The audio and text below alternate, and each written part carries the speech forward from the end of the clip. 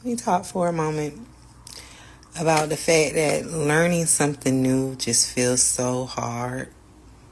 In that if you are not adequately prepared for the fact that as you progress through this journey of life, things will get harder because you are ascending into different realms of your life. So you are encountering new things. Like, for example, in K through 12, it may have been very easy for you to pass classes. But then when you got into college, it was a whole nother ball game because it requires a different set of you are a different person. You have different supports, resources. You're learning new concepts. It's a different way of producing the work and submitting it. And that's just an example regarding school. It's even the same thing when it comes to your career. As you progressively advance up the career ladder, the jobs you take, if you're doing it right, will get harder, not easier. One of the common things that I hear people say out on the internet streets is I got a promotion. I hear this from social workers that don't work with me.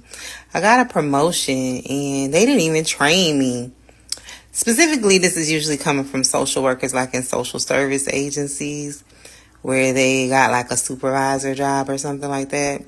And they're always I got a supervisor job, but it was so hard because they didn't train me. Why didn't they train me? And my response back to that, if they're asking me that question, because I've got it a time or two over the last 5.5 years from people, is that the further you move up the ladder, the less formalized training you will get, because the expectation is that you are an expert at a thing. The only time you really see what I call ABCD type training, where you do this first and you do this, and we're going to show you how to do this, and then we're going to give you an opportunity to do this, and then we're going to give you a play-by-play training book and manual, and then we're going to let you shadow someone so you can practice it for 2 to 3 months. The only time you get a training like that is when you are in low-level jobs, right?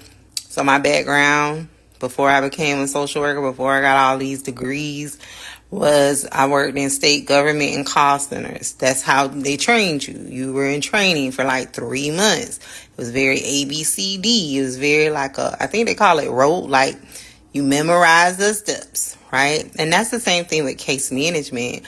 But as you progress through your career, training will become non-existent.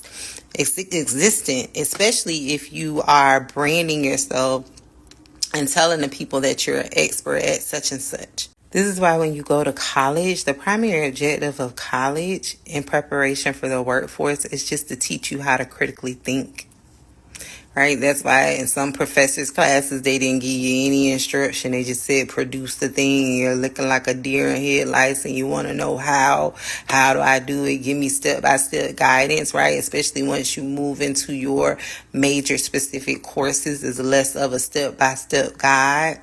It's because as you progress through your education degree program, through your career, through your life, the less instruction you have, because the expectation is that the fundamental experiences that you had, those low-level jobs, those case management jobs, those English 1101 type courses, that has given you the requisite information you need to put it all together and figure it out, in addition to any other experience that you have.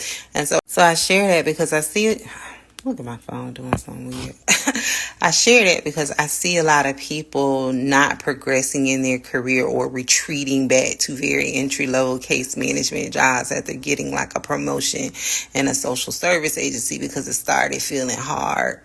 And then even in life, right? And what prompted this conversation is a conversation I was having with one of my coaching clients in the group call on Sunday, where they were feeling overwhelmed because they just started the accelerator, plus they have some other things going on, and they're trying to figure out how to manage all of these new wonderful things that's happening in their life. And unfortunately, the systems that they used when they were in their lower level case management job and they were in a different space in life is no longer serving them. And so it leads to this much bigger conversation that I wanted to have with you about that when things feel hard, it's not a sign that you need to retreat. It's the sign that you may need to adopt a new system for yourself to make it all work. Or it may just be time for you to shift back into the state of being a person who really relies deeply on their critical thinking skills. But before you can do all of that, you have to know and understand that when you're advancing into these spaces again, personally or professionally, the further you move up, the more it's your responsibility to figure it out. Right? The responsibility is on you. And a large part of why I wanted to talk about this is because I'm in the middle of learning something new. And it's feeling hard. Right?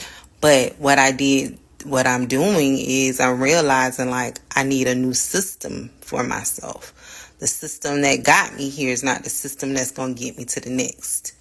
All right. Hope that helps.